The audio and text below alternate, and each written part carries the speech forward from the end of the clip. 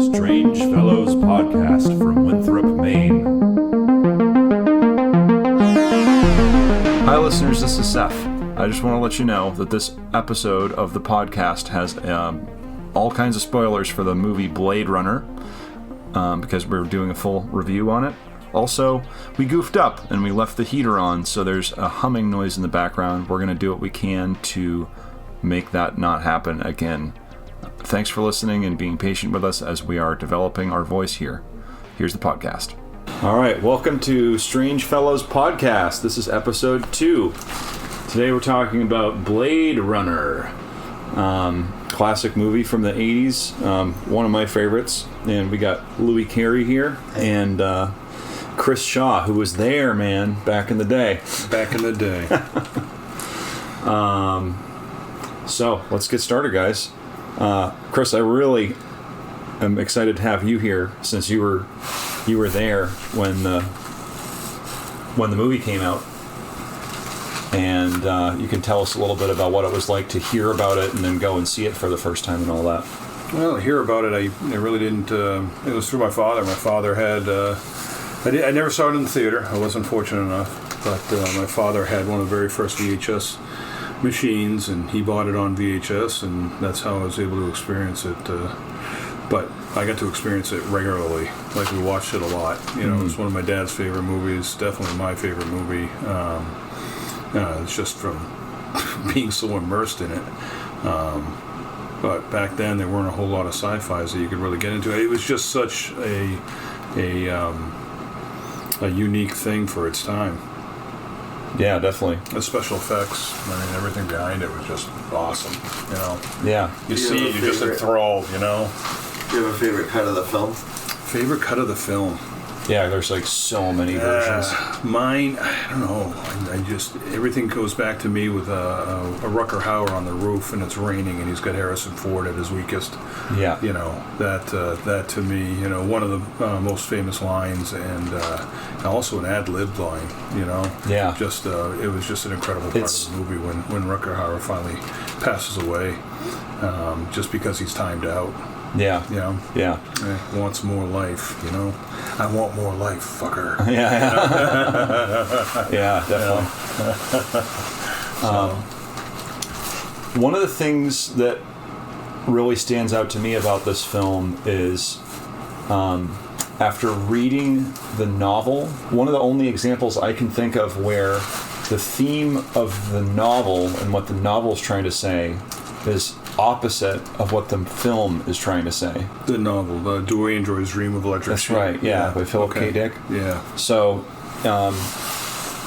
Philip K. Dick was inspired to write the novel after he was reading about some awful atrocities that the Nazis committed in World War II. Yeah. And apparently, like, one of the Nazis was saying he couldn't sleep because, like, there were people screaming in the background, and, like, he was just so disconnected from it. And then Philip K. Dick was thinking about how that's kind of not even human at that point, like you're kind of breaking off from your humanity. Yeah. So in the novel, the androids are way more inhuman and kind of evil. Yeah. Like there's a scene where they find a spider and they're just kind of cutting the legs off of the spider, and they're just kind of like, oh look, you cut off all but 2 of its legs and it's still moving. It's like a really creepy little scene in the novel, and so it's like the thesis of the novel is like about how important it is to be human and compassionate and all that stuff, and the androids were very inhuman. And I guess in a sense in the film it's still about compassion and being human and treating people well, but the androids are much more of like the victim in the movie, instead of the perpetrator. Just, you know, humans use them for things that they didn't want to do or couldn't do. Exactly. Right. Yeah. And I think it's interesting too. Like there was a story floating around about Philip K. Dick, the author of the novel, seeing a reel of the movie and being blown away and loving it because he felt like it completely nailed the aesthetic that he was looking for. But he passed away before the film was released, I think, so I don't think he ever got a chance to see the whole movie. Yeah, I saw a clip. Yeah, they Really? put together they put together some clips, and so I think he kind of got to see some of those first shots where it's like, the flying car zipping over LA with the fire and all that stuff. So It's one of those things where they knew he was going to pass away. They want to get him in to see something before he goes, kind of thing. I don't know. I think they wanted his take on it. Yeah. And I think that they touch on the fact that like he really like he couldn't believe that they brought he said how is this possible? Right. Yeah. But yeah, I think obviously the art directors did a great job with the film. They actually went back to the same art director for the sequel to do Las Vegas. Yeah. But I thought it was interesting that Hampton Fasher, the writer, I think he had a different idea for what the film was supposed to be when he wrote it. In '75, he got some money to pursue it, and then Brian Kelly gave him like an extra $5,000 in like '78, and like everyone's passing the script around like, oh, it's not that great yet, and then eventually they're like, okay, this is becoming something. Yeah. But to think too, if it had gotten greenlit in '75, that's before Harrison Ford got big in '77 with New Hope, Star Wars. So if it had gotten greenlit back then, it would have been probably a very different movie. yeah, I mean, they were looking at a lot of people for Deckard. Yeah. But I think what's interesting is like originally he was just looking for a way to make money. Who, Ford? No, the writer Hampton. So it was just like he was inspired by the book obviously, and then like he saw a lot of like cool comics and stuff, and it's interesting that he wanted it to be like when he wrote it, it was all small scenes, like in rooms, just all about interpersonal relations, telling the story of humanity. And then it's almost like when Ridley Scott went to go film it, he kept asking like Hampton to go back to the writer's desk, like, I need to know like what's out the window right now. That's what I want to show people, like what's going on out there. And he was really like I don't care about that, like I care about this is the movie, right? And so Ridley like kept having him grind at the desk, and then this thing that he wanted just to make a couple bucks became like a pet project to him because he was working so damn hard on it that he got like really finicky and like whiny about every time they wanted to change something. He was like, oh, I don't like that. And it's like the story of like what he wrote and what the film actually ends up becoming forms a tension that you can actually like feel on the screen.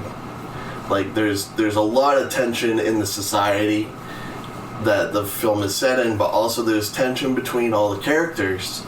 But I think that tension between the writer and the director and the actors for that matter, they all hate him. They all fought with him the whole time. And Ridley is just trying to bring this like vision to life. I get that. They went way over budget. He eventually got kicked off the project because they went over budget, and they brought a new writer in. But like, I think it's so interesting that like he was just like doing take after take after take, trying to get it to look so perfect, like exactly what was in his head. I heard about that, like having like ideas his about interpretation. I heard about him having ideas like, oh yeah, they acted well, but the light wasn't quite right behind them, or something in the background wasn't quite Sounds right. like a Kubrick type thing. Right. But then, who's to say he was wrong? It all adds up. Here we are, Right. 40 years later talking about it. Like the movie came out before I was born.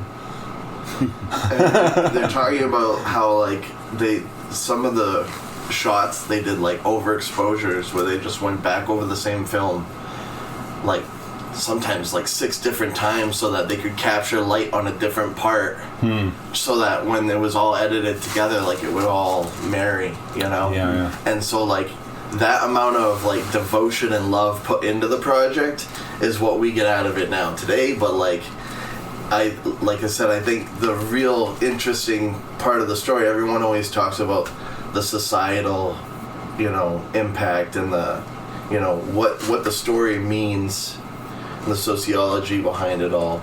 But I think the real story there is like what the writer meant the story to be and what it actually ended up becoming. Yeah. But from what I understand, it was a flop when it first came out. Yeah. It took a while for it to really gain any kind of foothold. It was out of the theaters before it actually started to pick up.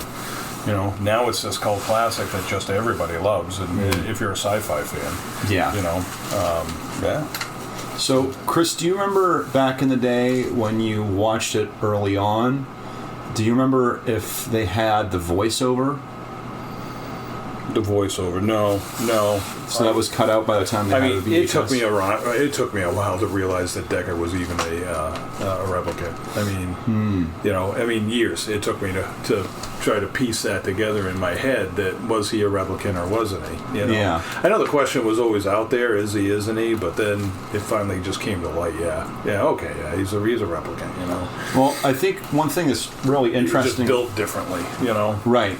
I think one thing that's really interesting on that is like, it seems like again there's even a conflict with that, because if you talk to Harrison Ford about it, I think I've seen interviews where he's been like, no, he's a person, but then Ridley Scott's like, no, he's a replicant, you know, and I think that's why, I think in the final cut version of the film, I think that's why they have the unicorn in there, both as like, it seems like such a weird random clip, right, because he's like looking at old photographs or something, and then like. Well, he's remembering back to what the officer said. Too bad she won't live, but then again, who does? Right, you know? right. That's what he's thinking while he's picking up the unicorn, because he knows it came from the officer, who's always fiddling around making different magic figures and things like that. Right. So there's the origami from Gaff, but then like there's in the final cut version of the film, it cuts to like a video of a unicorn like bounding through the forest. Yeah. And like that makes a tie-in with I think what Gaff is doing later on. Gotcha. Yeah. You know, but like I watched a thing today about Ridley Scott talking about how they got that lighting effect on the eyes for all the replicants. You know, like when Rachel's talking. Like they have cataracts. Yeah, that like orange glare and. Orange glare. It's kind of like a silver, isn't it? Like a silver glare. It looks like they have a cataract. Orange, kind of. Yeah. Is it orange? So it's funny that you mentioned Stanley Kubrick, right?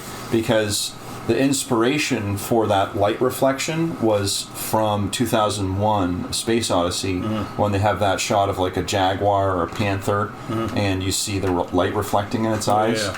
And he was talking in detail about how it must have been, Jordan Cronenweth, whoever the DP was, or somebody, maybe the art director or somebody in the film, had the idea of how to achieve that, and he basically had like a dimmable light that was off camera in like a 45-degree mirror, and they would reflect the light and it would just catch the retinas just right. And there's a scene where Deckard is talking with Rachel, and you do see that in his eyes.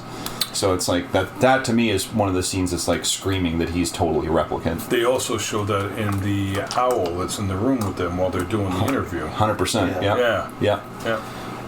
And that's the other thing too, right? Is that like Hampton Thatcher thought that he definitely wasn't a replicant when he wrote it. Right.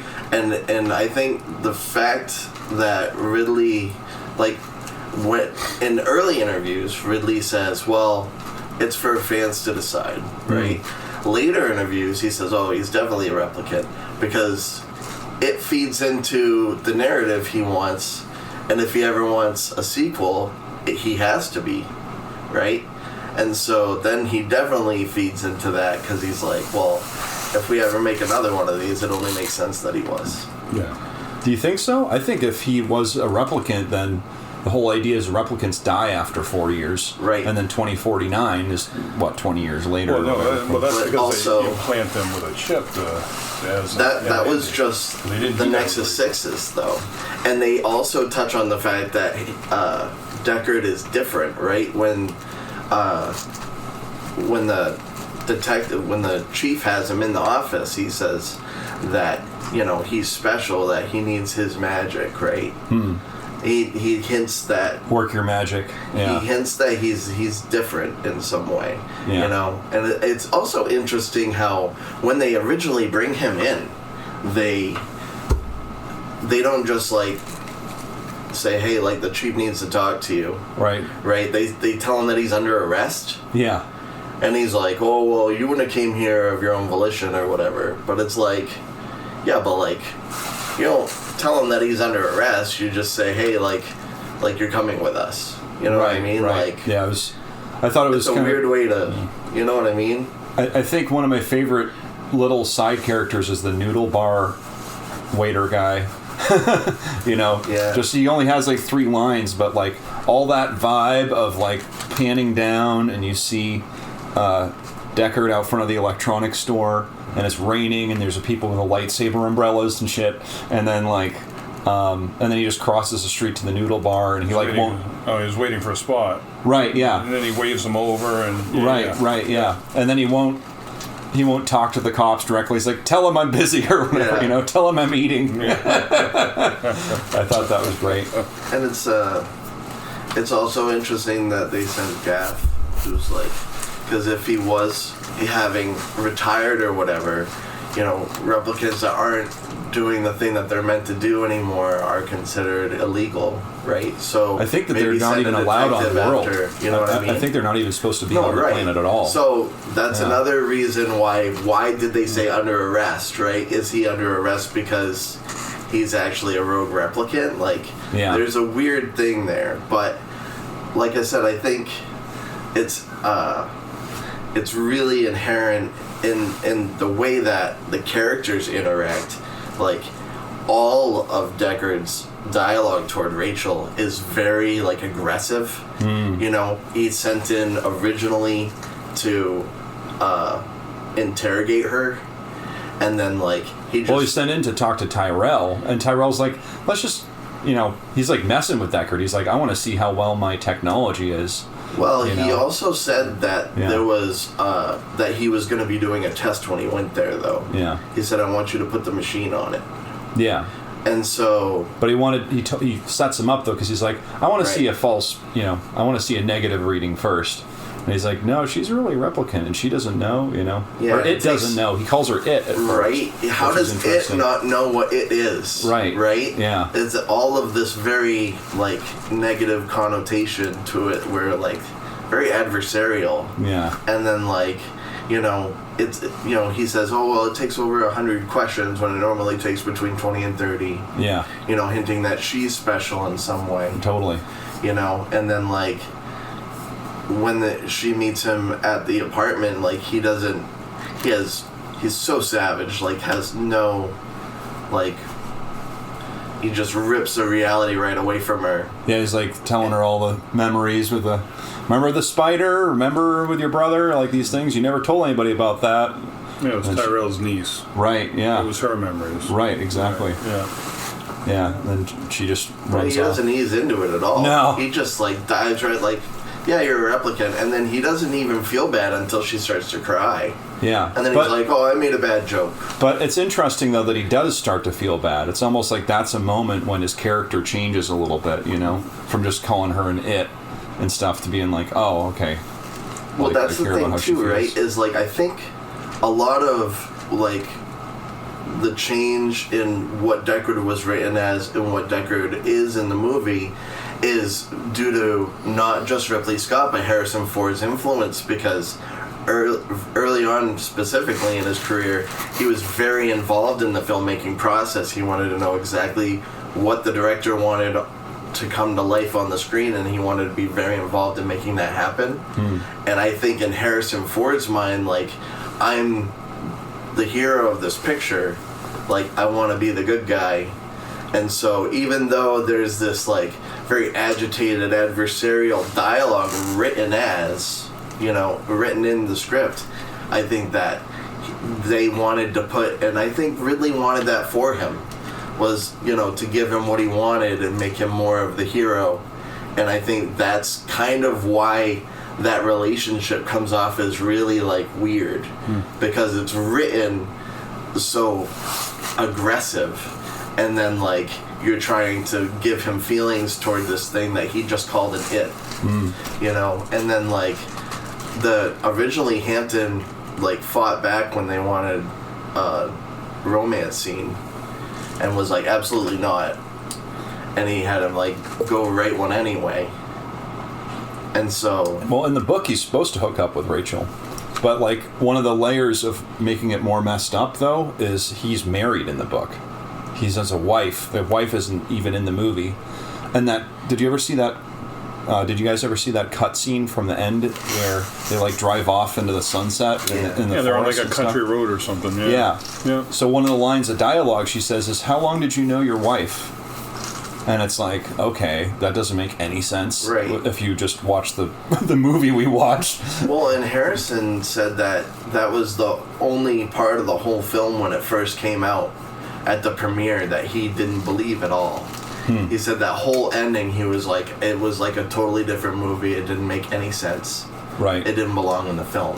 Right. Which is why they end up cutting it. I love the final cut version where it's just, like you were saying, Chris, Gaff setting down the unicorn and being who does live, and then it's okay, you don't get that release at the end of they're in a sunny forest countryside, driving off to the end. It turns into the end of Grease. What? It's they're both running away from the corporation. Right. Right. Yeah. It's they're just getting away. Yeah.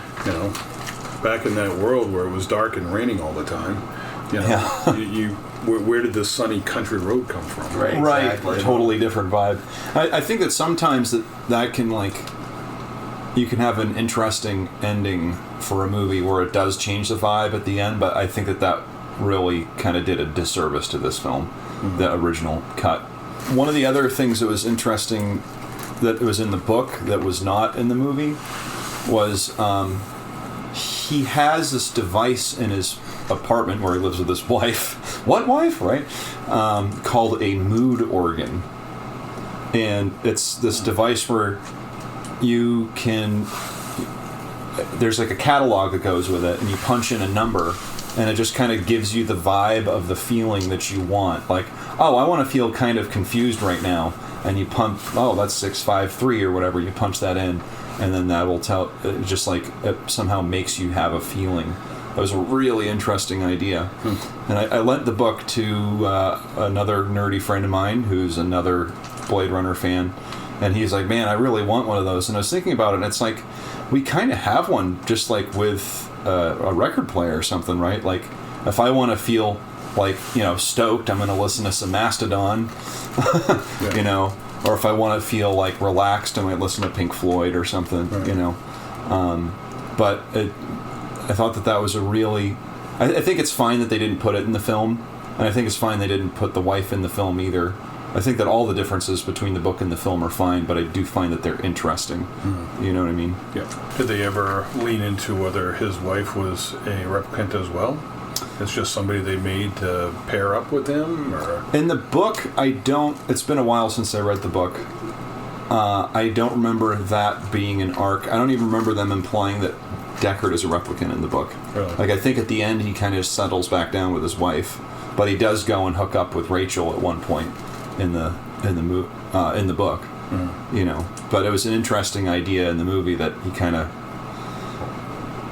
goes from calling her an it to feeling some compassion to falling in love, and the love, the idea that there's a love scene or a sex scene between him and Rachel is something that was in the book too. How about the cinematography stuff, just the colors and the shots and stuff, when I was watching it recently, there was just, it's kind of cool how they shift it from scene to scene. So much of the movie is really black and dark and gray when they're outdoor in the rain at night and everything. But then they have just a few of those little blips of color, when police chief is showing him the video feed of Leon, and he's showing him like the mug shots basically of all the replicants. In that room, it's like everything is blue. It's very, very blue, and there's like light kind of coming from behind them and stuff. And then a little bit later, when he's like the one part where you do get a little bit of sun, which I wonder why they did this, but when he's flying to the Tyrell, when Deckard's flying to the Tyrell Corporation, it's like the sunset's kind of coming down, and everything is really yellow right there. That's where you get the liquid shade and the windows. Yeah. I always thought that was like one of the coolest scenes, you know. I want to say there was another light scene back when they were in the apartment and he pushed her up against the window shade, and there was daylight coming through on that. Yeah.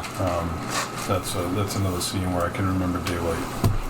Yeah. You know, you could see it like daylight shining on her face, and it was through a window shade, and he pushes her up against the wall and forces her to give him a kiss, and tell me you love me kind of thing. Right. Yeah. I've heard some different takes on that. Like some people feel like it's kind of a rapey scene. Yeah. You know, but I think that that's a valid take on it. But I think that I saw another interesting comment about that scene today, where it's more like he's trying to help her figure out how to express her feelings or something like that. Yes. Which it's weird. There might be some validity to that too in the context of the film, you know? Yeah. And it's like the other thing too I was thinking about was like the replicants are made for a purpose. They're enslaved by the human race, right? And when they run away, like, you know, they have to send the lawmen out after them, and it's kind of like you know, they really wanted Deckard to be the hero in the picture, but like, you know, even in the olden days, you know, colonial America, like if your slave ran off and you sent the lawman after him, you know, the lawman's just doing his job, but he's not necessarily the good guy. You know what I mean? And I think that's kind of the thing, is like the androids are rising up against, you know, and that's why like when he goes to see Chew and the eye guy? Yeah. And he uses that line from It's America Prophecy, which is like Orc is supposed to represent like the spirit of the revolution against the British. Orc? Yeah, it's the line that he takes is from that I think it's a novella, but like specifically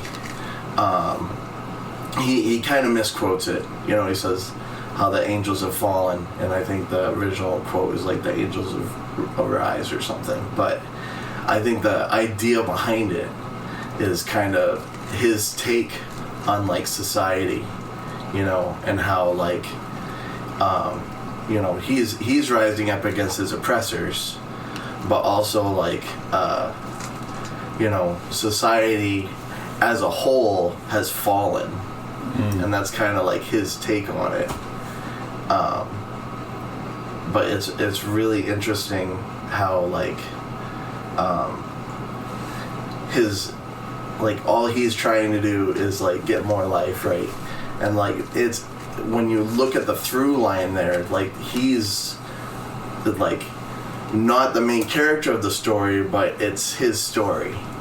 Roy Batty's story. Yeah. Like he's actually the main character. He's just not who the film's about. Right. But it's about Roy's journey. Right. Trying to, you know, live. Yeah. I think it's interesting how in a lot of situations in movies and in stories, like a lot of times the bad guy has like a more interesting motivation, you know, and then it's like the good guy is just trying to stop the bad guy from doing the bad thing, because the bad guy usually wants something selfish, that's going to be at the cost of a lot of other people, and then the good guy steps in. Oh, it's just that every time Roy didn't get what he wanted, he killed him. Right? Yeah, right. Yes. He killed a lot of people, right, for sure. I mean, between the eye guy and Terrell himself. I mean, Did they kill the eye guy in one of the versions? I mean, I know they like yanked the plugs off so he's getting cold. Oh yeah, they killed him. Yeah, I think that was just a given thing. You didn't see it, but you knew it. I mean, they're not going to leave him to give any kind of trace that they were there. Yeah, to the police. Yeah, right. It's right. Just, you can't. They kind of like with Sebastian later. Yeah. Like they could have left Sebastian alone, but they weren't going to leave anybody to tell the story. But they don't. He killed Sebastian in the elevator, didn't he? Or killed him. He witnessed the murder of Tyrell. Right. And then he like kind of chased after him. Well, he tried to run off. He just couldn't. Well, exactly. I think that it's interesting because I think that that might be different in different takes of the film. Well, Roy was riding down the elevator by himself. Do you notice that? Yeah. Totally. I mean, Yeah. But I feel like with maybe in certain cuts of the film, they very directly show that Roy or Leon or whoever, the eye guy gets killed, and that JF Sebastian gets killed too. And but I just watched the final cut this afternoon, and they don't directly show either of those characters being dead. They just kind of like the eye guy just kind of cuts away, and JF Sebastian just kind of runs off in fear, you know. But yeah, they were all like combat units anyway. Yeah. The only one that wasn't was Pris. Right. She was like a military like basic pleasure model is what they said. Exactly. Yeah, but like they were all military. Yeah, she can kick ass. They were all meant to be military off-world, you know. And and that's the other thing is like, yeah, they killed a lot of people, and to that point, like when the Americans in the Revolutionary War rose up against the British, they killed a lot of people too. Yeah. But we still say America was a good guy. Yeah. Right. Yeah. So it's kind of like that's the kind of through line that I think Hampton was like looking for. Interesting. But like I said, like Harrison really wanted to be the hero of the story, and like I think, like I said, Ridley really wanted that for him. So they kind of tried to put a spin on it. But it's like that's why there's a lot of tension on the screen. Like not only was Ridley fighting with the actors and the crew a lot, trying to get his vision to be seen, but it wasn't written how it was filmed. So everything, and that comes through, like, and it makes the film feel and look more complex. Like it gives it a lot of tension and feeling, and I think it's palpable. But I think that's a really interesting, like for me, that's the overarching thing that kind of like uplifts everything. Is the conflict? Yeah. Yeah. That whole conflict brings those performances come out of that conflict, and it makes everything shine brighter. Yeah, it's an interesting take. So one thing I think we need to touch on for this, and I'm not only a music geek but a bit of a synthesizer geek, is the soundtrack. Like, holy crap, that is like one of the most iconic soundtracks of all time. And to this day, if you're shopping for synthesizers and you look at YouTube videos, people will say stuff left and right, Blade Runner vibes, Blade Runner this, Blade Runner that. And in the world of synthesizers, the instrument that's kind of like the holy grail, much like a 1959 Gibson Les Paul would be for a guitar player, the holy grail for synthesizers is a Yamaha CS80, which is the model synthesizer that Vangelis used for the Blade Runner soundtrack. And it's a really cool synth. It's analog. It could have it's polyphonic. It could have a few presets on it, and it had polyphonic aftertouch, which meant you could hold down like a few notes at once and press a little harder with one finger, and it would add a little extra spark of magic with that one finger, which is really crazy. It's almost like having a violin section that you can really control what everybody's doing at the same time. And those CS80s now, they go for like $100,000 more, $200,000 is ridiculous. They only made him for 3 years. You hear the same instrument on Paul McCartney, Simply Having a Wonderful Christmas Time. And I thought I saw that it was nominated for a couple awards. The bag is $700. Yeah. The soundtrack was. Oh yeah. But they didn't actually come out with a release of it for like a decade or something. Wow. Yeah. I think he like improvised most of that. Like he was just watching the movie and playing his CS80 and being like, this feels like this feels like this, you know? And like, I think to me, some of my favorite stuff in the movie is just like the first literal 10 or 15 minutes where you have that heavy synth stuff and this black skyline with the fire and all the lights and then the flying cars and that big, thick Yamaha CS80 being played by Vangelis, you know. Like, that's some of my favorite stuff. To me, that kind of... Like, the rest of the movie could be garbage, and I would still love the movie just for those first 10 minutes. Right. With all that stuff. The special effects on the beginning is, like, amazing. And the special features, talking about the making of all, like, the skyline and stuff, is really interesting, too, because, like, they just had all that technology made for encounters. Oh, Close Encounters, yeah. Yeah. And then...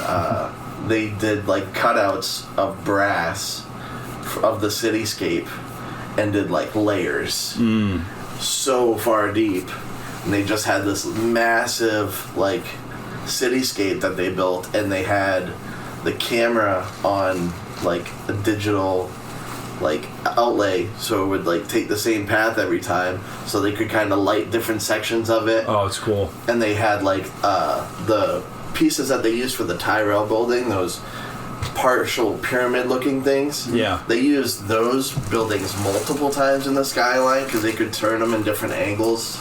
And like, especially I think they said like the police precinct, they just used like that one of those pieces like on a weird angle so that it didn't look like the same building, you know? Yeah, it's brilliant. And like they were talking about when they did the spinners, the flying cars. Yeah.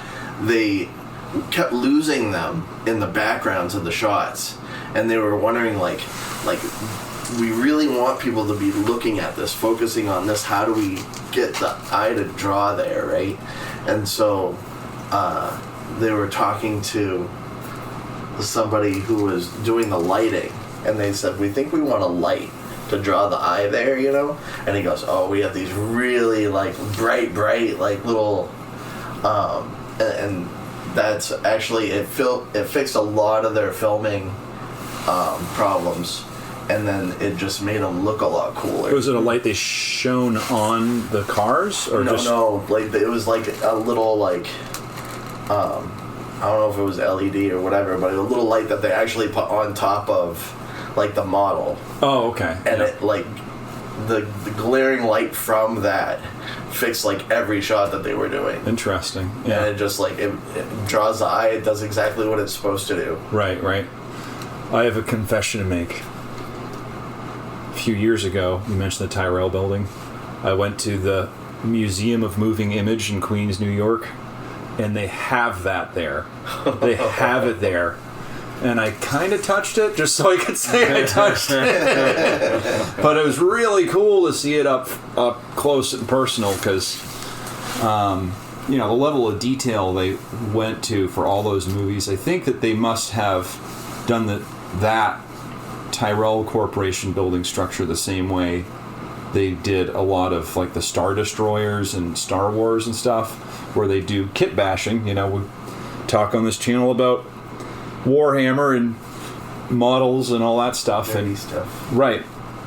And I think that the way that they did the Tyrell building was they took a whole ton of model kits. Like, you know, you just go to, you know, Kmart or Walmart or whatever and just like throw all the battleship models and stuff into your cart, and then you go and you chop up all of the little pieces, and then you just kind of glue them all together onto whatever you're working on and paint it so it's all cohesive, and then you've got that kind of a look. And that's why when you look at those Star Destroyers or the Tyrell building, real close in the film, you can kind of see there's all those little tiny bits of detail, and our brain just kind of looks at it and says, oh, okay, yeah, it's sci-fi future tech, that makes sense. Yeah. But like, it's funny just to think behind that visage is just like a bunch of plastic. I think the really cool effect too is like when they're going up the Tyrell building in the elevator. Yeah. The shot from the outside going in. Yeah. Like very, very cool shot. Yeah, they made that really cohesive with the light coming in and the slow ceiling fans in that first scene. And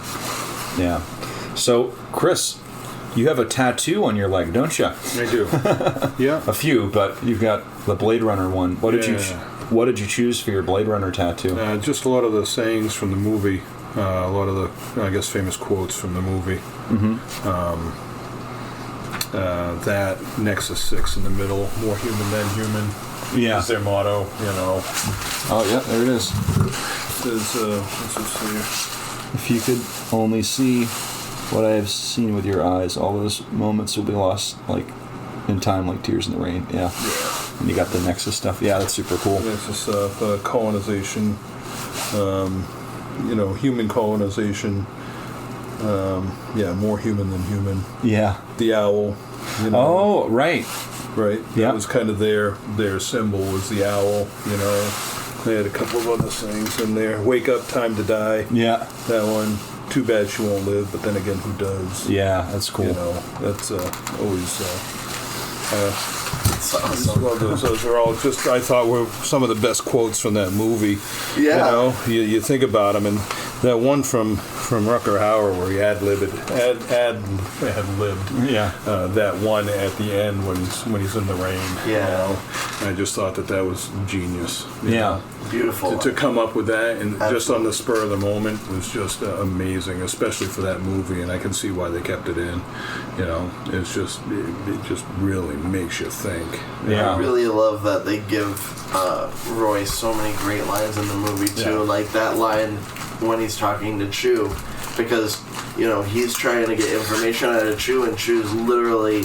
Hannibal Chew's just like, I just make eyes. Yeah. That's all I do. Yeah. I just make eyes. Yeah. Your Nexus 6, I made your eyes. And that, exactly. And then he's like, if you could only see what I've seen through your eyes. Right. Like, that's such a good line for him to have to the person that made his eyes. Just like, kind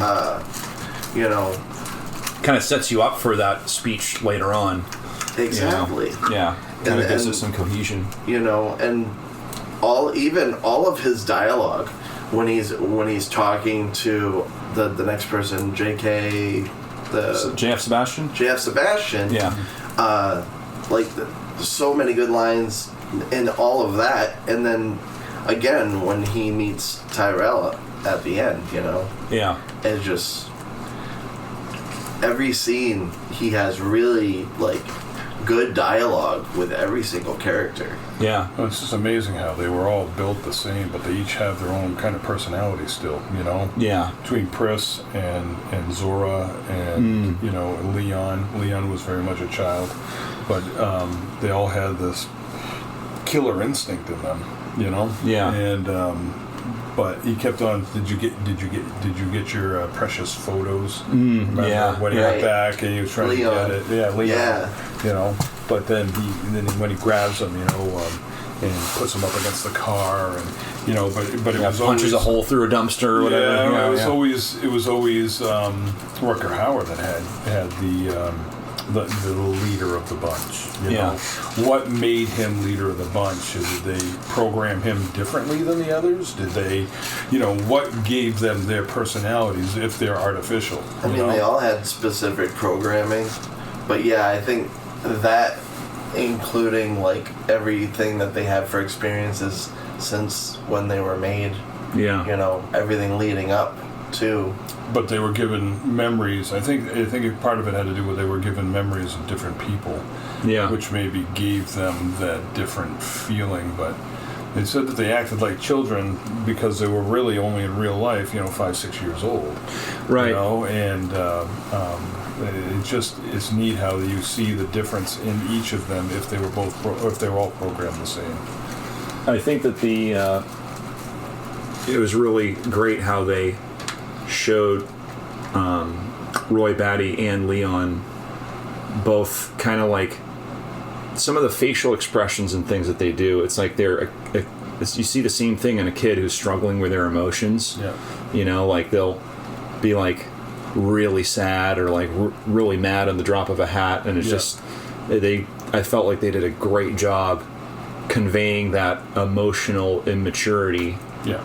You know, but then at the same time they're these big jacked warrior guys, and I think if I remember right too, I think with Leon, I think he kind of was like the backstory for his characters, he was just like moving around 400-pound crates all day. Ammunitions. Right, yeah, 400-pound ammunitions crates. And then, so maybe that's why Roy Batty was the leader, because he was like a military-minded one, where the other one was kind of like moving stuff, and Pris was a... And how did they know, if they knew that they were replicants and that their lives were short, how did they know what they needed to try and extend their life? Because when he met with Terrell, he kept on rattling off different things, and Terrell would keep on coming back with, "Can't do that. We tried it before. They died on the table before they could even get up." They, right. You know, and then he'd rattle off something else, and then he'd go, "No, same result. Can't do it." They, you know, yeah, it inhibits with this and this and yeah. So it was techno babble, but how did they know what they needed to survive? Where did they learn it?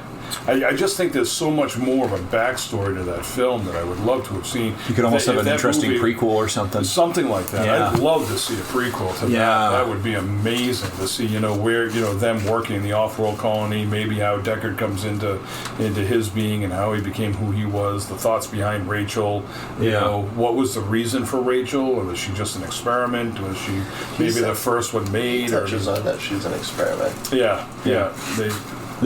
There's a really interesting line in that Drive Off to the Sunset ending where she says, "I think you and I were made for each other." We're made for each other. Yeah. You know.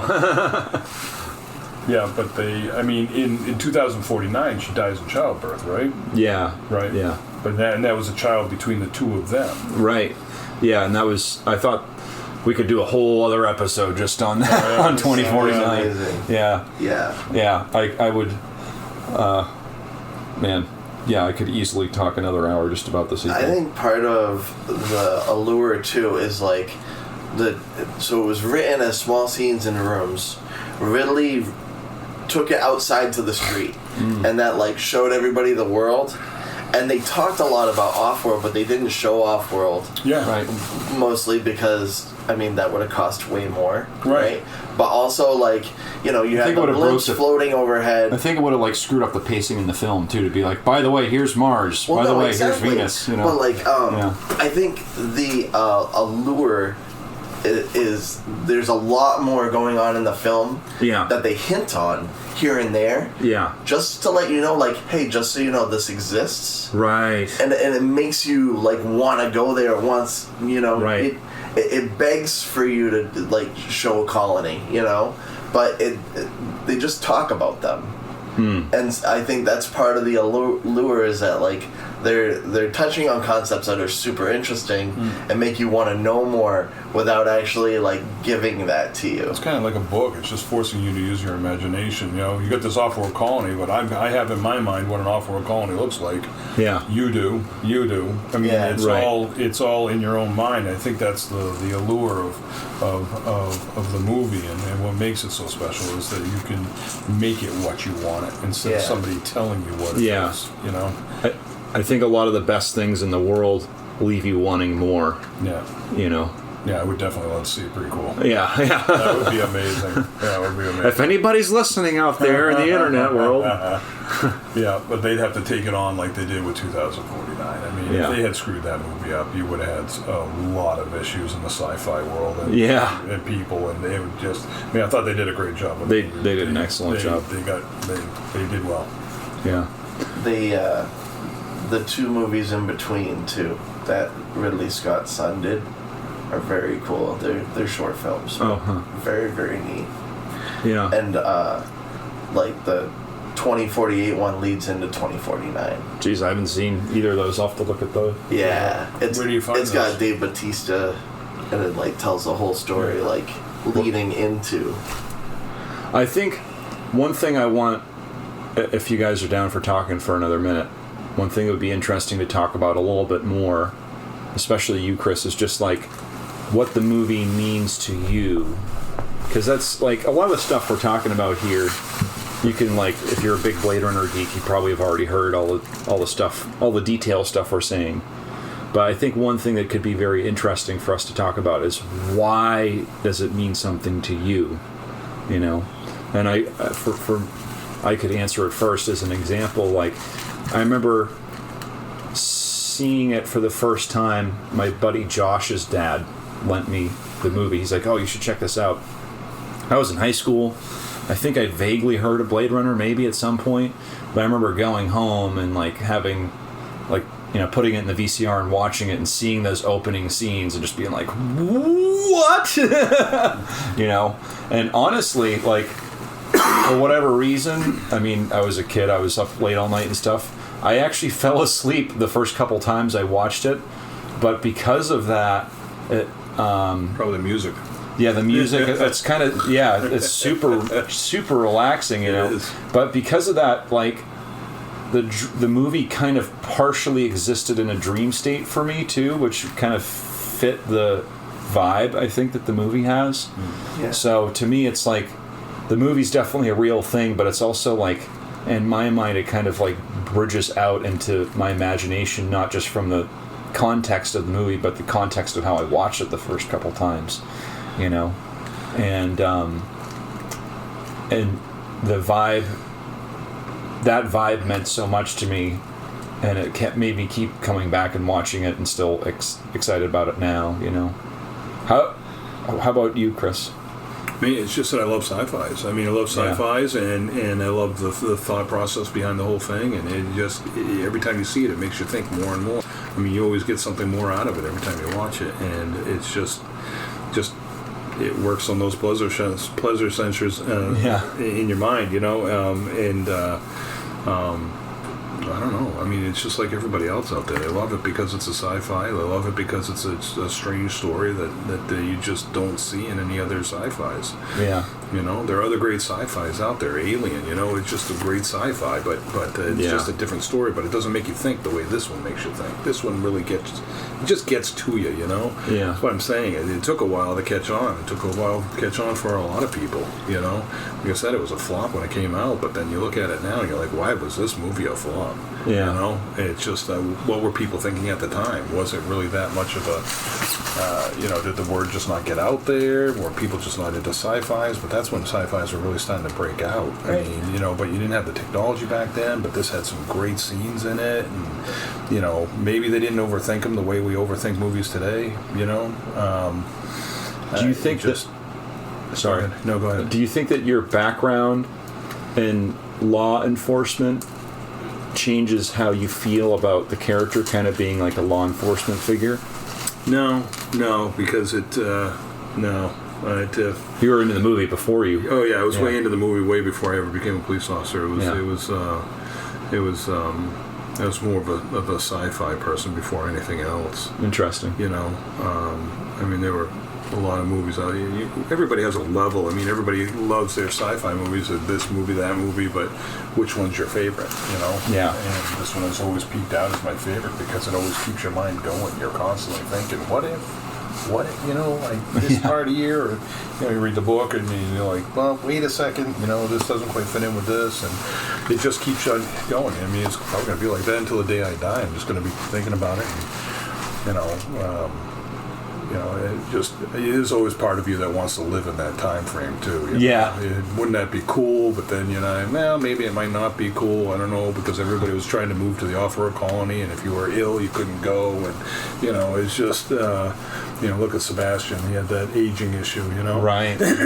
He couldn't go to the off-road colony because of it, you know. But makes me wonder why Tyrell would continue to live on Earth. It was because it was his pet project. He had to be there with it. I mean, big fish, little pond. Right. Yeah. What about you, Lou? What made you get into the movie? I mean, I'm assuming you're into it. So, Blade Runner is that, Star Wars and Tron were like my gateways into sci-fi, like really, and you get like way more, like cyberpunk was birthed from it. You know, you get the Matrix and all that stuff. It all branches back to this movie, and specifically the synth gives you those feelings that you don't get in the other movies. Yeah. You know, Star Wars is big orchestral, like, yeah. You know, and Tron has some synth, but it's a different feel to it, and this movie has a lot more societal and environmental issues, and speaks more to the humanity. And you know, there's so many scenes that kind of stick out in your mind, even when like Zora's gunned down in the street, and she's laying there, and they, you know, they were talking about how long they took breaking up the plexiglass and setting it just so, and getting the neon lights just right, so that like they were reflecting off the glass and off her face at the right angle with the right lighting, just to kind of paint the picture that they really wanted to. And they spend so long on it, like they go into slow motion in that scene. Like, they want you to remember that. They want you coming out of the movie having that be one of the scenes that they're like, this is a staple in the movie. This is where Deckard is really like starting to feel sorry for these, you know, replicants. Yeah. For me, like I said, this movie is a strong foundation in the genre that I'd never felt things, you know, that this movie like put in me, you know. Totally, yeah. And it's like that. It's got the same like feelings as movies like, you know, Never-Ending Story and stuff like that's high fantasy. This is, you know, high sci-fi, but like there's a lot of the same like music and vibes and like of that era, but like this is in a very specific direction, you know. Yeah. It's kind of it. That's why so many things grew from it, is because it was like a big sturdy branch on a tree of like things that are fantasy. Right. Yeah. And it's like, hey, here's something really solid to build off from. Right. Kind of like Star Wars was, you know, but such a different vibe and direction. Yeah. And you mentioned the soundtrack. You know, one other thing I wanted to make sure I hit on with the soundtrack that I thought was great is, while there are tons of cool synth stuff, I think some of the other tracks that stand out to me the most, one is called Memories of Green, and it's the one with like a kind of out of tune piano, and there's like a siren sound in the background. It's like almost like a synth siren sound. And I think they play that when Rachel first goes to Deckard's apartment and he's telling her about her memories and stuff. Right. And it's this beautiful contrast of this very organic piano. I mean, a piano is an acoustic instrument anyway, but then to have it a little out of tune just makes the instrument feel very organic and lifelike, and then contrasting that with like the space siren noise that he has in the background too on that soundtrack at the same time. I thought that was a really, really compelling piece of music. Like, I've learned that, and if I play that on piano, especially if my piano's a little out of tune and I'm like tired or like I get kind of worked up emotionally about it. And another track too that I think is beautiful that also doesn't have the synth in it is like that love theme for Rachel, where it's the saxophone and like a fretless bass. You know, like that like gives me goosebumps too. You know. So it's interesting how even the parts of the soundtrack that vary from that big first splash of synthesizer all kind of fit the film so well, you know. Yeah, they were definitely going for that film noir vibe. Yeah. Just putting a synth spin on everything. Right, yeah. That film noir. Like, what were some of those other older films like that? Like, was Double Indemnity? Isn't that an old... I think that was like an old 30s film. You guys know about that one? Do not, no. I think I watched that in a film class, but... Yeah, like those old detective movies, you know? Yeah. That black and white 1930s vibe. Like, it was really cool how they did that take on it with the newer stuff. But, And then my final note on this that's great. Okay, music geekery here. There's a scene where Deckard's at the piano and he plays a note on the piano. Oh yeah. And it's an A, and he's playing a real A on the piano, and it's in tune, and the soundtrack is in tune with it too. So like, you can tell again, it's that insane attention to detail they had even in the music. You know, Just going ding. Yep. Yeah. Yeah. I was listening to it. I was like, I bet that's a real A, and they went over my guitar. It's like, boom. Yep, that's it. So, yeah, you know, I don't think there were many accidents in that movie. You know, as deep and thick as it is. But anyway, that's why they overproduce. Right. That's why they had to bring in another writer. That's yeah. Like they had investors pulling out. Yeah. They literally were overshooting. Yeah. But I mean, thank God they did. Yeah, they've just poured a bunch of love into it, and that's why, that's why we're talking about it in 2025. Exactly. Yeah. Cool. Sure, they'll be talking about it again in 2050. Yeah. The geriatric podcast. Remember when we talked about Blade Runner? I don't remember that. We're gonna do that again. Yeah. So this time we're gonna talk about the prequel. Yeah, that'd be great. They've got to come out with a prequel. I mean, if they, they're running out of ideas for movies anyways. That would be a great idea for a movie. I don't think people are running out of ideas. I think people are just going for what they feel is a more sure shot. Like making Snow White. Well, why the hell are you going to make remakes? Well, are you going to invest $1 million into Seth's crazy movie idea or Star Wars 17? Like, everybody's going to buy tickets for Star Wars 17. Not now. Yeah. You might not. Not now. You might not, but I love that the director of the sequel, he's got a thing for deserts anyway, but they set it in Vegas and they filmed the cityscape the same way that they filmed the cityscape for LA. Oh. Just to give it that same feel. Yeah. And that's part of the reason why they went back to the old art director and they were like, hey, what can you do with Las Vegas? Can you draw something up? And he was like, oh yeah. Yes. I'm just like, that's cool. I remember how I did it originally. Why wouldn't you go to the same brain? You know what I mean? If you're going for that same vibe, of course you're going to go back to that same person and be like, hey, you're still here. Let's do this thing. Right. So, if anybody is out there listening... we have some ideas. Yeah, we have some ideas. Let us know. Yeah.